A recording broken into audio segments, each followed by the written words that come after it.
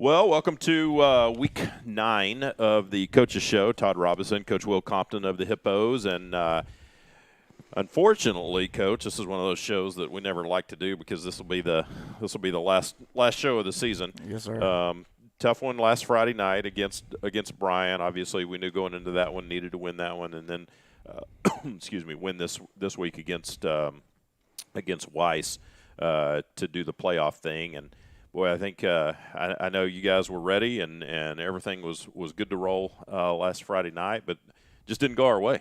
No, and we came out really well. We came out, got a quick turnover on a fumble, and then went up 14-0, and then was driving down. They scored, and we're driving down to go up 21-7, throwing an interception in the end zone, and just kind of the wind fell out of our sail to atmosphere on the sideline, and they were able to rally pretty quick and put up I think 28 in the second quarter, and we battled, we just couldn't cut the deficit, and it was tough. Yeah, I mean that game really did it changed dramatically because I felt like as we've done all year, seemingly scored on that first possession that we had, took the lead, had momentum, like you said, got that turnover, went down up 14-0, and and I know you guys as coaches are like, hey, this is a long way to go, but I think fans and other people are like, hey, this is awesome, and sadly some people let their minds start already drifting to what the next game is going to be. But you're right, we're driving down, they'd scored to make it 14-7,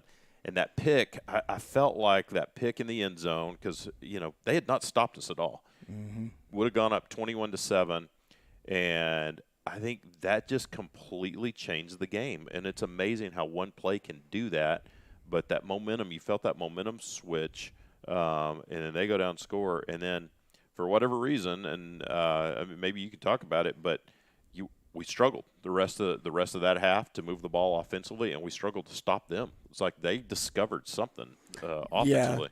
Yeah. Probably the biggest thing with Bryan, and it's almost kind of going back to the Midway game, is that they got their quarterback back. The Midway game for Bryan was the first time that number one had been back since his surgery, playing full-time quarterback. And then this week, obviously, they got another week with them to game plan and things like that. And so, they did a great job of figuring out, kind of where our loose spots were, and it was big chunk plays that got us. They hit us on a slant, I think 3 times. A couple of times, yeah. To kind of the same thing. Backer it was an RPO type thing where the backer sucked down on the run and then opened up the slant window right in behind and missed a tackle. And, same design in a couple of those things. And then we had 2 that were just straight up blown coverages where we had miscommunication. The kids came off the sidelines like, oh, that's on me. And, I didn't see him go vertical or whatever else. And so, it was tough for that. And, just the miscues right there. And then, our team is one that we feed off each other. When the offense is doing well, it seems like the defense is playing better. When the defense is playing tough, the offense is able to move the ball and try to figure it out. And so, kind of when those wheels fell off just a little bit, it was kind of both sides, began to struggle just a little bit, and it was tough. And then came back towards a little bit too late, but started figuring out some things, and all of a sudden, it was like the offense figured out that need to have a sense of urgency, and right. Bam, bam, and defense gets stops right after that. And it's just that same feeding off each other. That was good right there towards the end.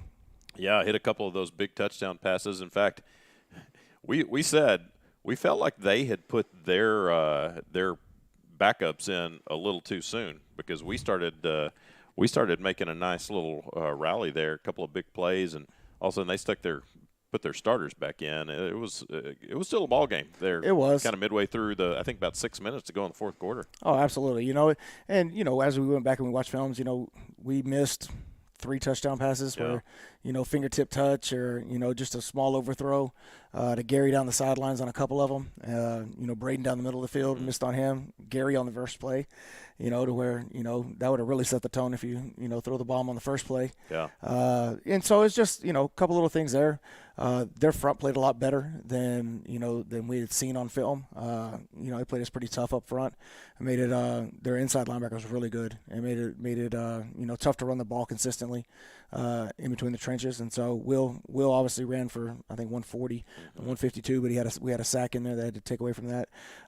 He ran the ball really well, and so it was just a tough night for us, and not our best, not the best that we played. Well, and it turned out, by game time, it was okay. Obviously, it rained all day long. It was pretty wet, even when you guys were warming up. We even saw that on a couple of plays early on, some slips from a couple of guys. But I think the wind seemed to be a stronger wind than we had probably had all year. And, we obviously we just have to speculate because we're up in the press box and not down on the field. But a couple of times, Will overthrew receivers, and I think those times he did it, it was going into the wind. And I don't know if that's that's tough on a quarterback. And people that have never thrown a football into the wind, you have to try to figure out how much further or how much harder to throw it because you're throwing it into the wind. Same as when you have the wind at your back, how much less to throw it because the wind's going to carry it. Was there a little bit of that working? No, there was. And, down in the north end of that field, away from the scoreboard, it whirls down at that end, coming off of Briarcrest right there. Yeah, it was pretty stiff right there, and then into the second half it was not. Yeah, it kind of died. It died, which Tim went for his sky kick and put it a little bit deeper than what he wanted to do, because he thought he was going to hold in the air, and he's like the wind's not blowing like it was, and so because his first kick just kind of stood straight up in the air. In fact kind of started blowing backwards. And that's a tough ball to field. Yeah, and so we were kind of expecting to do the same thing going into that wind, and then he came off the side like it's not holding up there like that, and so I'm like, all right. But no, it was tough, and I think that was part of the that first interception that Will threw. He had overthrown Gary, and he took just a little bit off of it because it was just Alex was open. If we throw it to the back corner of the end zone, and it's just one of those things where you shorted it, and ended up in an interception. Yeah, we said Will obviously hadn't even thrown his first interception of the year until the last play of the Temple game, which was just a Hail Mary throw, so that shouldn't even count. Then he threw one the week after, and then he ended up throwing three last week. So, unfortunate time for that. But obviously that's not on Will. I mean, Will played great. Right. Will didn't play defense, and defense gave up quite a few yards, as we already talked about. So that Bryan team, I felt like maybe it was a little bit better than what some people were expecting. They were big. Yeah, they are. Their offensive line was huge, and they're a better team. And it's it's kind of that misconception. It's because the games that they lost, kind of right there, they lost their quarterback right when district started, and so they had back-to-back games in there where they had Temple, they had Weiss. That they didn't have their quarterback, and they're a completely different team, when they have number one and when they don't. And so, he's the guy that makes it go for him. He was last year. I think he started off as a receiver and then came in as a quarterback halfway through the season and then took them to the playoffs. Yeah. And so, they're a good football team. They got great coaches over there. Coach Tulos does a great job, and so they made some adjustments and, found our weaknesses, found some holes for us, and, kind of exploited them in a hurry. When you guys went in at halftime, after they had kind of exploded and we had kind of hit a wall there, did you feel like, hey, we're still going to be okay? There's some adjustments we can make, and we're going to come out the second half and be able to kind of recapture what we started with? Yeah, we just needed to get, we need to get a stop. And I thought defense did a really good job on the first one. They held them to a field goal. They were great, hold them to a field goal right there. And then now we got to start pouring the coals on the offensive side, but it came a little bit later. It was a little bit slower right in there, kind of missed on we got it, but they didn't say we got it on the 4th and 5 going in there, and so to try to really chip away at that lead, and so it was just all the way around a tough one. Yeah, and obviously disappointing because that means you're at that point game ends and you'd have no shot at the playoffs, and I know everybody was hoping this game this week was really gonna come down to, hey, we have to beat Weiss and we got to beat Coach Van and all of that to get into the playoffs. That certainly would have created a huge buzz for this game this week. But, and I texted you over the weekend, said I know that's disappointing, but you got seniors. This is going to be this is senior night coming up. This is going to be their last game. You got guys that are already beginning to play for next year. This is still an important game this week for the future, for just for pride and all those kind of things. So talk a little bit about, how do you address the team after a game like that when, everybody's disappointed, but the season's not over because you still have a game. Yeah. So talk a little bit about that, and then talk about how these first couple of days this week have been in terms of preparation. Right after the game, it's probably the toughest, It's hard. because you're looking at those guys, you're looking at the seniors, and seeing them cry and be upset, which is it hurts me just looking at it and thinking about it, because they deserve to go to the playoffs. They're great kids. They've done everything that we've asked them to, as far as coming in early and putting in the work, and so it was just tough, and I talked to the kids just about yeah, I mean, that part's over. Now we got to do everything we can so that the last memory that these seniors have is walking off the field as a winner on the scoreboard. Obviously we do things inside of our program that are going to make us winners in life that are beyond scoreboard. Of course. But, everybody remembers that last football game they played. Whether for me it was in 1997, walking off a Ratliff Field in Odessa after losing to Iran. I still remember it, and still remember some plays in there that didn't go our way that caused it to happen that way. And so everybody remembers their last game that they played. I wish I could have said I scored like 14 touchdowns and did all that, but I was a lineman and didn't get those chances. You didn't get that glory. No, my dad wouldn't give me the ball. But you remember those things, and so I think it's important, not only for our seniors to go off on the right note, but I think also for our program. I think there's a change in our program in the way that we're doing things and the way some expectations that we have of our players, and so I want to continue to and our seniors have been a big part of that, big part of that, and I can't thank them enough. As far as the direction that they want to see our program go is really the direction that the program is going, and it was all set up by their direction, and I'm excited to see the future, and let's just put a good product on the field on Friday night and send them out the right way. Well, and I think you talked about it, you mentioned it, and we've talked about it all year, right? In terms of changing the culture, you have to have buy-in from your players. You have to have buy-in from the leaders on your team, and sometimes that means sometimes there's hard decisions that have to be made in terms of if kids don't do the right thing, maybe they don't get to play, and some things like that. And I think if you're ever going to change a culture, you have those expectations, you have that accountability, and you have the backing of your leaders on your team who support you when you have to make hard decisions too, right? And that's those kids going forward. No, that's the way it's going to be. Yeah, absolutely. We have we talked about our leadership council. Those guys have done a phenomenal job. They've been in on some decisions. They get to pick the uniforms every Friday. So don't get mad at me if whatever uniforms we wear, that's the kids picking them out. But to me, that's it's their team, and that's part of it. They get to have a say so in some of those things, and so it's been good. Those guys have been fantastic. They've voiced their opinions of what they like, what they don't like, and then what's going to be acceptable and what's not acceptable. And now it's our job as coaches to back them up and make sure that we continue to run the program in the direction that is best for the Hutto as a community as well as the players. And I think again we've talked about it a lot. High school football is great, right? And it does so much in terms of developing kids for life, way beyond the football field in terms of the adversity you're going to face in life and the opportunities that you're going to have and working together as a team, all of those things. And, I heard a coach say one time, you can love high school football.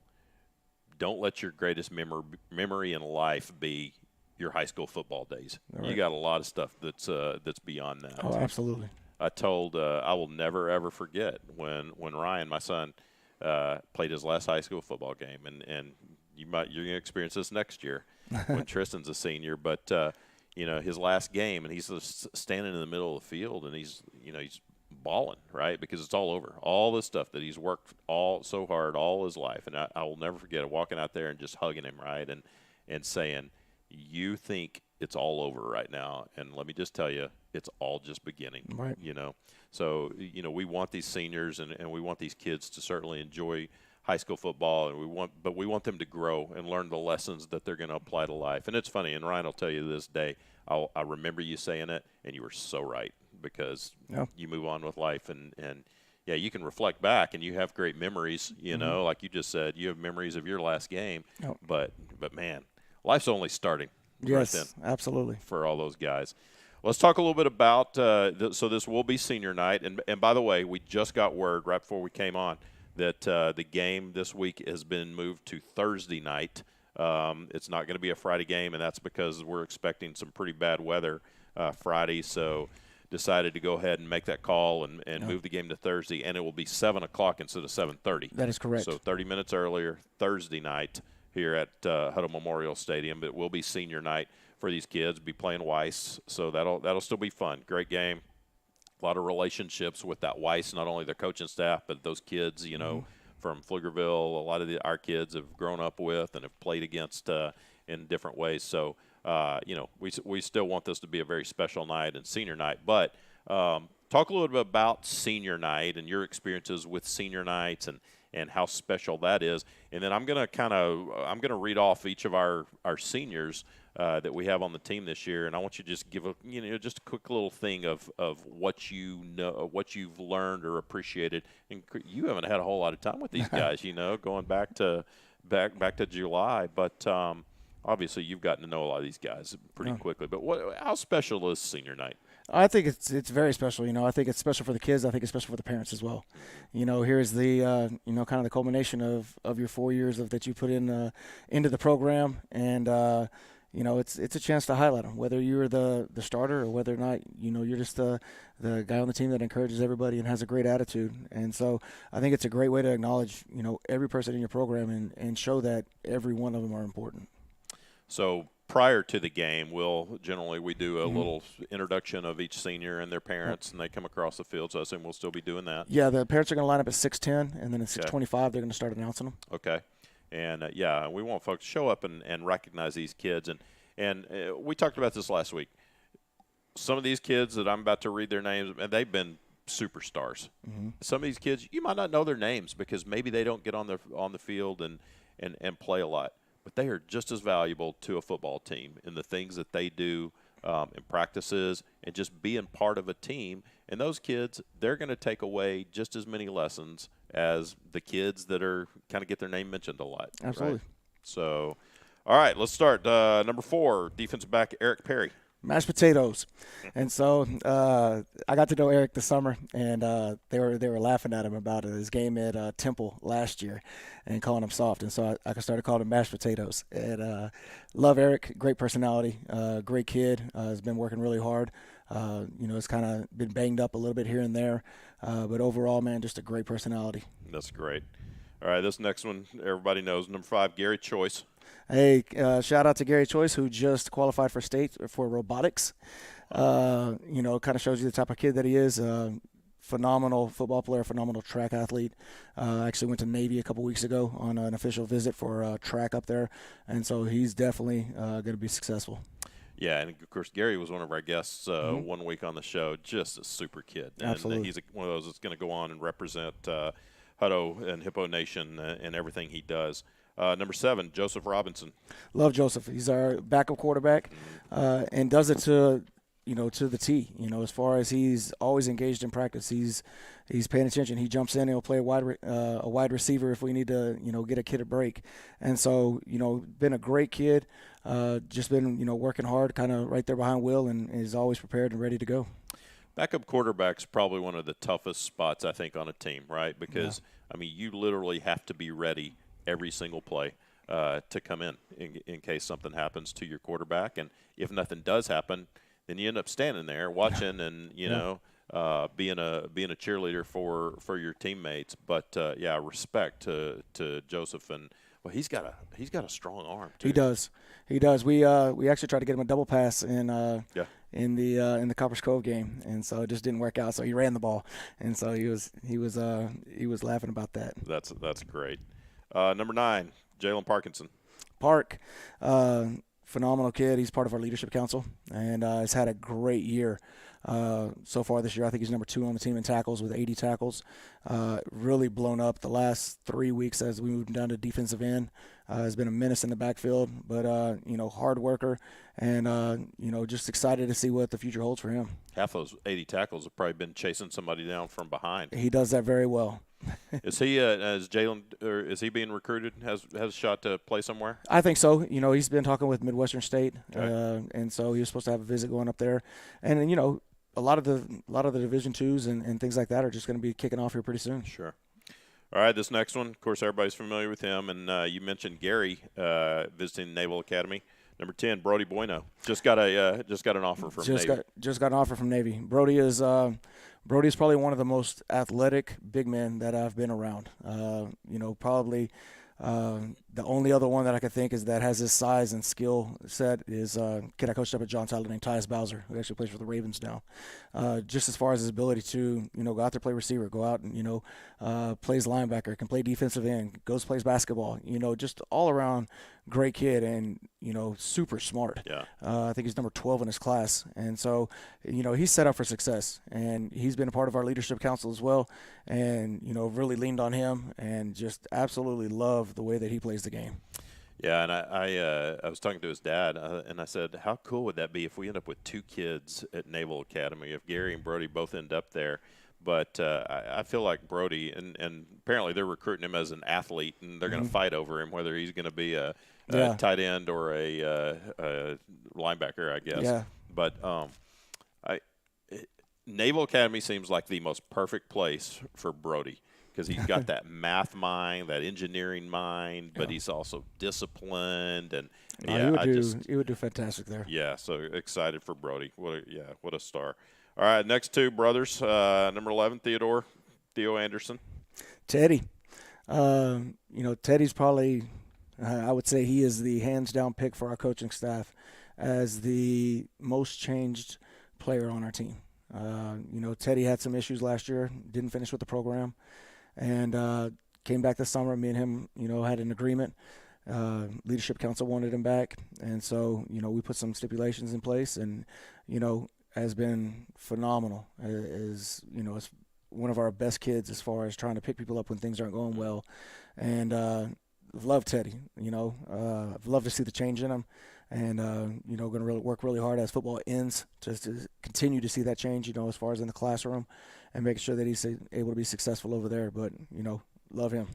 And sometimes I think kids, not just kids, adults too, they have to have a little bit of a setback to kind of make them realize what they have, right? And then some of those kids or adults end up being some of your best leaders because they learn their lessons, and then they can share with what they've learned with others. He's been a good one. I remember he called me, he texted me this summer, and he was like, "Coach, I don't know what you heard, but I'm playing football." I was like, "You're not playing unless I tell you you're playing." And I was like, "You can come up here and talk to me about it." And so he came up and we talked, and I was like, "All right, good. That's great. We'll be on the same page." Yeah, that's awesome. All right, his brother number 12, D'Angelo Lolo Anderson. Lolo wants to be a comedian, even though he's not very funny. No, I'm just playing. Lolo is a character. He is the last one to practice every day. Always has to make sure he gets a drink of water before he walks out. Last one on the field. Has to make sure he gets a drink of water before he leaves the locker room. But just a true character. Hard worker, has been playing, beat up for the last 2 years. And just, amazing personality. And so, I've come to really, really like Lolo.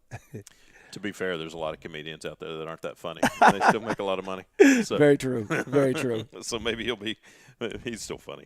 All right, number 15, Jacob Bass. You got Jacob Bass and Josh Bass. Yep. And they've both of them, kind of quieter kids. I'll kind of put those two together. They're a little bit quieter, but have been really, really working hard. Josh he's been injured a little bit, beat up a little bit this year with his shoulders. Been playing that outside linebacker position. Jacob plays the corner for us, and actually had his best week of practice last week going into that Bryan game, where he did a phenomenal job for us. And so just 2 great kids. Yes sir, no sir. Always smiling. When you get them around, and have a chance to go be something after this, and they're just great kids. That's great. Number 19, Trey Petre.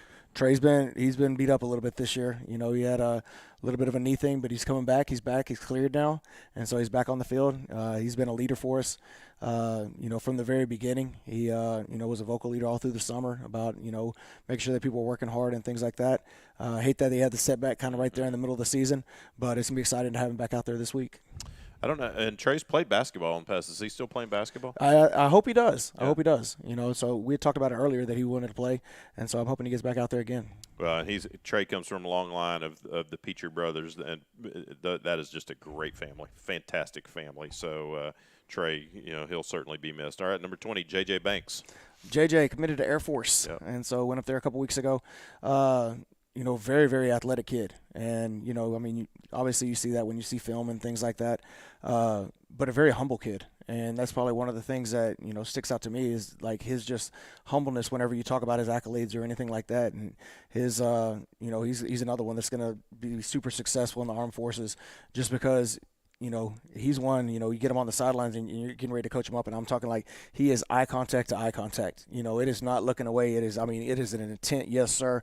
I'm listening to what you're saying and I'm going to go out there and I'm going to try to do that to the best of my ability. And so he's a member of our leadership council.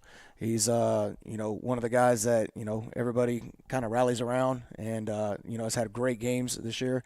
I think he's sitting number 2 on our all-purpose yard. There's kind of a little chase going on right now between Alex, Gary, and JJ to see who's going to have the most all-purpose yards. And, has jumped in, man. He jumped in versus Cove and went for pump block. He jumped back on special teams as the kickoff return guy about midway through the season. So he's just an all-around great kid that's going to have a great future at Air Force. Yeah, another one that just comes from a great family. Obviously, his dad, Melvin, just a super inspirational guy. Oh, absolutely. And Gary, obviously, has learned a lot from his dad and is going to take those things. How neat will that be if Air Force and Navy are playing each other next year or the next few years, and we got Hutto kids on each side playing against each other? That is gonna be awesome. Whenever it's the Air Force Navy game and you have Brody playing on one side and JJ's running the ball, I'm getting tickets for that one. Absolutely, I'm getting tickets for that one. Like how fun is that? 23, Maurice Durrett. Maurice is like in the running for our special teams player of the year. I mean, he is a human wrecking ball. For not being a big a guy, man, he plays with a lot of heart.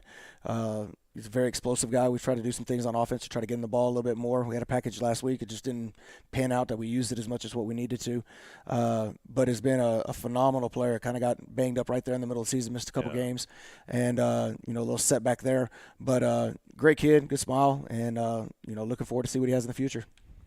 Of course, number 24, he has been one of our guests this year, Kenny Settles. Kenny is another member of our leadership council. Right now, I think he's leading the district with 5 interceptions. And, has been, great on the back end, as far as being that safety. Played more safety this year as compared to more of an outside linebacker type guy last year. And I think that's really helped with his recruiting and, kind of what he's going to have set up. Picked up an offer a couple weeks ago. So just excited to see kind of what the future holds for him because he's a great kid and he's going to be an excellent ball player at the next level. Kenny seems like one of those guys. He's just a ball magnet, right? I mean, there's certain guys that are just always around the ball. Yeah. And defensively, he is one of those guys. I mean, wherever the tackle's being made, number 24 is probably going to be close by. Yes, absolutely. He does a good job. 27, Jacob Gomez. Met Jacob this summer, and a little bit of an undersized corner, plays really big, and so he's always in the one of the leaders of the tackle chart. He has no fear, plays with great technique. He's got some small school talking to him about possibly playing, and so he's one of those that's just kind of a technician, and so nothing but respect for that guy. Been calling his name quite a bit lately. It seems like the last few games.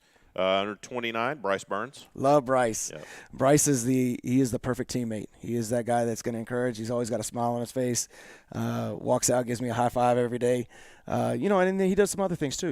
He's that guy that the kids trust. That hey, Bryce, I need a ride, and he knows that Bryce will go out of his way to help them out. And his heart and the way that he is what's going to make him successful far beyond football. And of course, his dad's one of our principals, Ryan, over at Farley Middle School, and Bryce.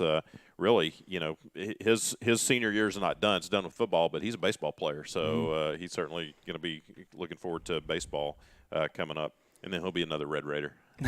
His dad's a Red Raider, and I think Bryce is going to be out at Tech. 31, Jair Gobar. Gobar has been big for us on special teams this year. He's another one we were using for some running back stuff kind of midway through the season, and he got injured. It was kind of a setback for a couple games, but he's back now. Was back versus Brian, and so he's one of those guys that super intelligent in the classroom, and has done a good job for us out here. Really jumping in on special teams and doing what he can to help out. Another one that's been a guest on our show, of course, hilarious, Tim Hollenbeck, kicker. Kicker, kickers are, we've talked about it before, kickers are a little bit different, but Tim is he kind of breaks that stereotype, and so he's done a great job for us this year. He's one of those guys that being a kicker only is a little bit difficult. You come out at 6:45 in the morning knowing that you're not going to kick until 8:15. Also, we got we got a fire alarm going off. Fire alarm, All right. We're going to have to pause this, I guess, for just a second. Maybe we'll see if we can fight through this.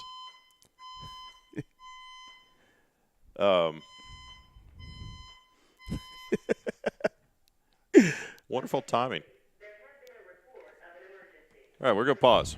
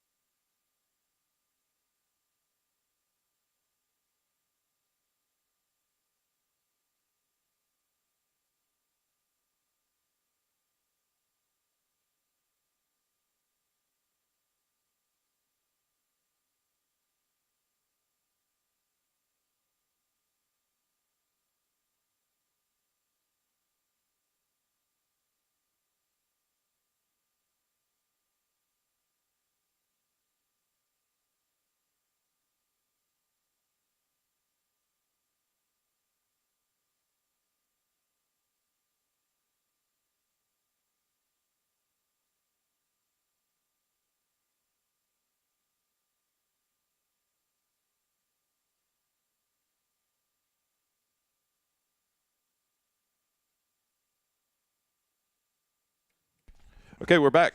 yes. So, and it could happen again. We'll see. There's some kind of testing stuff going on right now. Testing of alarm. Nothing. No emergency. Just nobody told us, and so we'll see if we can get through this before they start going off again. But if they do, we'll just fight through it. Yep. All right. I think we were talking about Tim Hollenbeck, number 43, Orlando Worthy. Orlando came. Oh, wait. Before you do that, Tim. Back to Tim. Yes. So if you have a chance, if he has a chance this week, you're going to try to let him break the record? I know that was his goal. Yes. What was it, 54? Yes, it's 53 is the record. Okay. I think. And so if we have a chance, we'll try to get him a 54-yard attempt. Yes, if we have a nice little tailwind in there, we're going for the record. Awesome. All right, I'm 43, Orlando Worthy. Orlando's he came back to us this year. Has been a special teams player, and so has worked really hard on his academics to make sure that he's able to be out there. Great kid, jumps in, helps out special teams, helps out with their scout stuff. Just excited to see what the future holds for him. Awesome. 45, Jonathan Ming. Jonathan is going to be successful far beyond football. He will be joining I believe it's the Marines. Wow. Has already done all this testing and everything else, and so it's just been that guy that kind of comes out to practice, kind of quiet, does what you need him to do, but really excited to see him in the military. How awesome that you've got a team and out of your football team, you got guys that are going to be just about every branch of the military representing our country. It's going to make that the veterans game, even more special when those guys come back for those. Yeah, no doubt. All right, 51, Jaden Simmons. Jaden's our defensive tackle. Has been a consistent guy all year long.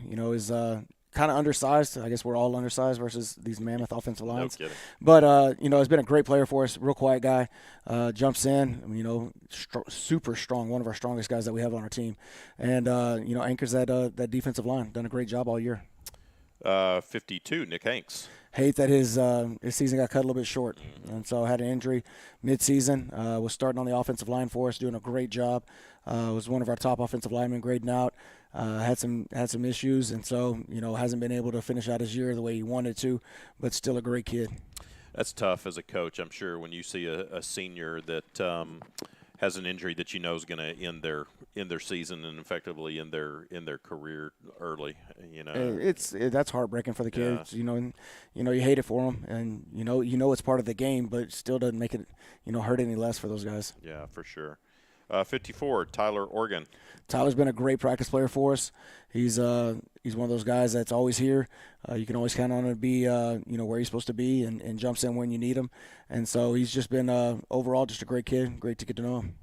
56, Medell Gutierrez. Medell's been Medell's the guy that plays everywhere on our offensive line. I think he's played literally every position this year at some point in the game. Was a center for us. Then we moved him over to guard. He's played both guards. When Honeycutt was out, I think we jumped him out to a tackle. He's played out there, and so he's kind of played everything. He's also in the band, and so it's just it's fun to watch him excel at all the different things that he does. Just a versatile guy. Absolutely. And that's not easy. That's not easy on the offensive line. People that don't know football might look at that and go, well, why can't you just slide down to that spot and play that? It's hard. If you're used to playing right side, for instance, playing left side is very different. Absolutely, and especially when you move to the outsides, when you move to the tackles. Right guard, left guard, usually able to switch back and forth, but being able to be a center, that's a tough job in itself. And then, being able to get out on the edges, which is completely different when it comes to pass protection and things like that. Takes a special person to do that. Number 60, Anthony Gonzalez. Anthony has been Big Tony, another member of the band. He's done a great job. Plays our right tackle for us.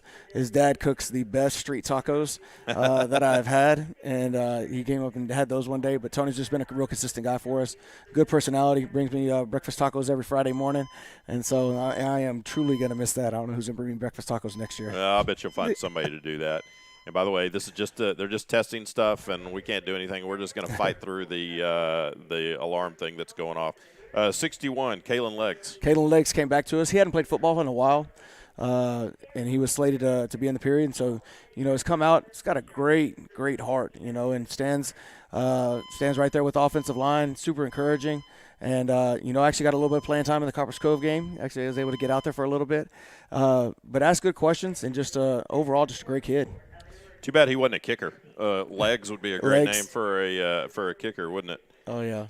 64, Jeremy Pena. Jeremy's a big kid for us. He's another one that's kind of floated around on that offensive line, kind of as a reserve guy, tackle, and also at guards. This summer he did some center stuff as well, just because we didn't know who was going to be where, and so showed up to practice pretty consistently, and always willing to jump out there and help us out when we need him. 65, Chris Whitehead. Chris is a great kid. Comes from a great family. They're really active and help us out. Chris shows up to practice and gets ready to get in when his number's called, and just overall hardworking, good teammate. 82, of course, Carson Forrest. Carson. Big play. 4.7. So that's my nickname for Carson, because the summer he'd always tell me how fast he was, and I was like, man, you're a solid 4.7. And so we'd go out to practice and he'd drop a couple balls. I was like 4.7, and it's kind of become our little joke between us. And so he came to me after one of the games. He's like, "Coach, I was like a solid 4.65," and so been a great kid. Another member of our leadership council. He's jumped out there. He's played our Y position for us this year. He played a little bit more outside and kind of all over the place last year. Hardworking kid, and has a bright future. Has an offer for, I think, Jewel Louette College or something like that. Okay. A little smaller school action, and so be excited to see what the future holds for him. Well, and I think Carson and your son both obviously are in the running for best hair. Oh, Carson's got it right now. Carson he's got it over T. I don't know, maybe we could trust another year. He'll maybe down there with him. So early in the year, I'd said something on the air about Carson's hair and how I thought it was a perm. And his dad called me after the first game. He was like, "Hey, by the way, our family watches the games, listens to all that." And he goes, "Carson's hair, that's not a perm. That's his real flow." I'm like, "Man, that's impressive." Yeah. There's a lot of people that would give to have hair like that. Oh yeah. No, he's done a great job. Excellent player for us. Number 90, Dupierre Walker. Dupe's got a great personality. He's been playing defensive line for us. Love Dupe. He's got a great heart, and that's probably the thing that comes across to me most is that he knows when people care about him, and he reciprocates that back to that. And so, kind of a joker in the locker room, and kind of like all of our other kids, kind of been beat up just a little bit last couple of weeks, but just a super kid. And finally, number 92, Caden Patrick. Caden was a move-in for us. Came over from, I believe, Midway, and plays defensive end for us. Played some defensive tackle, can play inside and outside. Quiet kid, hard worker, and has a very good attention to detail. Tries to do the little things right, and so he's been a great addition to our program, and truly love watching him play this year. That's a lot of seniors. It is. You got a lot of seniors on this football team, and of course, and I know, you coming in July, you wish you would have had a lot more time with these guys, because this is a lot of great guys that we just rattled off, right? Absolutely. And it's not just me, wanting to spend time with them. It's our coaches too. Coach Leonard, who got married in July, was out for most of it. Him getting to know these guys, and then Coach Hargrove, our offensive line coach, kind of got down here mid-July as well.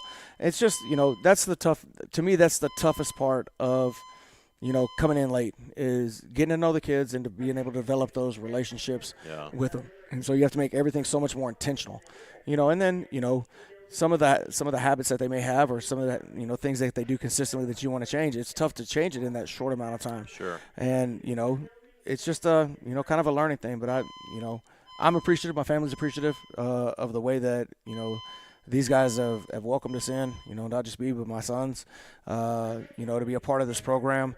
And, I'm just excited about the future, and know that, from here on out, they're the ones that laid the groundwork for it. And you got some good guys coming back. I mean, you've got obviously a number of juniors on the team. Obviously, Will Hammond will be back. Alex Green will be back. Carson LaPlante, Cashin LaPlante, Brayton Anderson. I mean, there's some guys that are coming back that you're going to be able to work with, and obviously there's some guys also on JV that are going to make that move up. Absolutely. There's some guys on JV. There's a couple of guys on the freshman team that have kind of opened up our eyes, and so it's going to be exciting about piecing this back together. Offensively, we returned quite a few of the weapons, and then 3 offensive linemen as well that have been playing this year. And so, being able to get those guys, out there, and, got a couple guys that have been working in that are underclassmen. Defense is pretty senior heavy. Yeah. Right now I think we have 3 juniors on our defense, with Tristan and Colin Wilson playing now, and Steven Galindo would be the 3 that are coming back off the defensive side. And so, we got some guys that are, in the mix to step it up. What is what's the balance? And thankfully, I think our alarm thing just finally went off. What is the balance when you're trying to set a team, right? I mean, you can't do anything about the number of seniors, number of juniors, but you probably want to have a certain number of sophomores on the team, I would assume, right, to get some experience at varsity football level, so that when you're losing a lot of seniors like this, you've got some guys that in that sophomore class that will be juniors that are going to be able to kind of step out there on Friday nights and know what that's like. Yeah, we're hoping so. We don't have very many. I think we have 3 sophomores on varsity, and all 3 of them, we wanted to make sure that they were able to play. That's to me that's the biggest thing. Whether you're a junior, a sophomore, or a freshman, even, it's not about really what team you're on. Right, It's it's just about playing. it's about playing. It's not good to be a junior on the varsity if you never step on the field. Right. You could have played on the JV and got so many more reps, got so much better, and you're going against the varsity as compared to just getting a couple plays here and there. So to me, and I know kids don't always see it the same way. They would rather travel on Friday night and not play than to play on Thursdays. But I think it's so big, dude. Those reps, and you can't manufacture reps. Sure. And but it's been good. The 3 sophomores that we have up, Braden has done a great job of playing. He's played all 4 receiver positions for us this year. At some point, he's gonna be a really, really dynamic player moving forward. Then you have, Cashton. He's been kind of banged up this year since the San Marcos game, but we got him back and he's healthy. He's going to be a great contributor for us on the defensive side. And then Cameron Banks, he's been a backup safety for us, a corner, but it's really, he got to stay on varsity and he earned his mark, by being a guy on special teams. And I think that's the big thing that, I wish a lot of these kids would understand is that special teams are important, and they're so important in games. And if you're willing to go out there and do them, there's a spot for you, where you can move up quicker if you're willing to run down and tackle on the kickoff, if you're willing to be on the punt return, if you're willing to be a punter, you're on the punt team, and I think that's a way to, move yourself up, being able to be a great special teams guy. There's an old saying that next year starts the day after this year ends, right? Next season starts the day after this season ends, and obviously that's going to come a little sooner than we had all hoped this year. But speak a little to that. How do you move past, after we play this game Thursday night and basically, hey, guys, now we start looking to next year. And of course, it's not really truly a year because you'll start in early August, so it's really more like 9 or 10 months. Yeah, absolutely. So first thing we'll do is obviously we'll collect equipment. We'll pick all that stuff up and get all that, and then we'll get in the classroom. We'll talk about some of our expectations as far as what we're going to have for the off season. We kind of work it in 3 different phases. Is that our first phase is our heavy weight room phase, and so we'll go 4 days in the weight room. Friday will be our boot camp day, and so which is strictly for discipline and for team camaraderie and to help develop leaders on our team. So Friday will be our boot camp days till we get through our first phase, which kind of takes you through kind of right at the beginning of February, kind of when basketball ends. When basketball ends, that's kind of when we enter our second phase. That's when we'll actually start getting outside and doing a little bit of football skills, throwing and catching and things like that, and moving around a little bit more on the field. That second phase will take us up until last week in April, where we start our third phase, which is spring ball. And I think it's April 24th. I already looked at the day that we'll start spring football. Somewhere around May 17th, have our spring game, and just try to really roll through it. And it's all down on paper, and it's gonna be good. It's gonna be hard, and that's what I'm gonna talk to kids about. I'm not gonna sugarcoat it all. It's gonna be tough, and I want it to be tough because we need to have tough players when it comes down to the fourth quarter, mentally tough, physically tough, and so that we can, some of those things that, happened to us this year, they don't happen anymore. Right. And that's what, I think that's what these seniors would want for these guys. And definitely I know what our coaches and coaching staff want for them. And that'll all be here a lot sooner than anybody thinks, right? Before we'll be pulling out the pads again to do spring football, and which I love and hate spring football. I like the first 5 days of spring football because it's fun to get the pads back on, right. But then once you figure out that you're not playing anybody, right, it kind of loses its luster. And it's just hard work. Do you for the rest of the school year? Will you still lean on some of these seniors, even though their playing days are over? Will they still be involved in any way in the program to continue encouraging the younger guys and just helping establish that culture? So what we'll do is we have them around up until Christmas. That's probably the big breaking point right there. I mean, obviously, if they're going to be in basketball, they're going to leave right now and go into basketball. We got some that are going to go into baseball. Yeah. So they'll get their schedule switched and they'll go into baseball. And then some of them, this is a great opportunity for them to start, earn a little bit of money. and they'll switch their schedules and have an early release or the work program to where they're able to go get a job in the afternoon and start saving up so they can go to college, or be able to start figuring out those CTE things if they really want to jump into those, and try to finish up those certifications as well. And so, but we'll always the doors. I always say the doors are always open for the seniors. We always want them around, and we'll have our senior exit meetings next week. Me and Coach Mullins and Coach Leonard will sit down with the seniors kind of one by one, and talk about what was good, what was bad, and what do we need to change. And it kind of gives us a starting point of seeing it from their perspective as far as some things that we could do a little bit better. I know we have one more game to play. Obviously, a chance to finish 500 on the year. As you reflect back, again, you came in late, got a late start on everything. But as you reflect, how has these few months been? I mean, I know it's not ending the way that you wanted it to end. It never does for any coach. It never does for anybody except for the team that wins the state championship, right? Every team, there's only one team that finishes the year with a win. But as you kind of reflect back on these past few months, how has Hippo Nation grown on you, and what are you looking forward to, and what are some things that you're looking to continue doing to improve the culture and the program?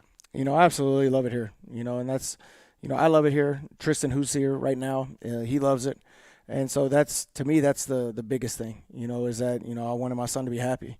As you get into that junior, senior year, you always want to make sure that if you're going to leave the school that you're at, you're going to a program to where, your kid can be successful as well.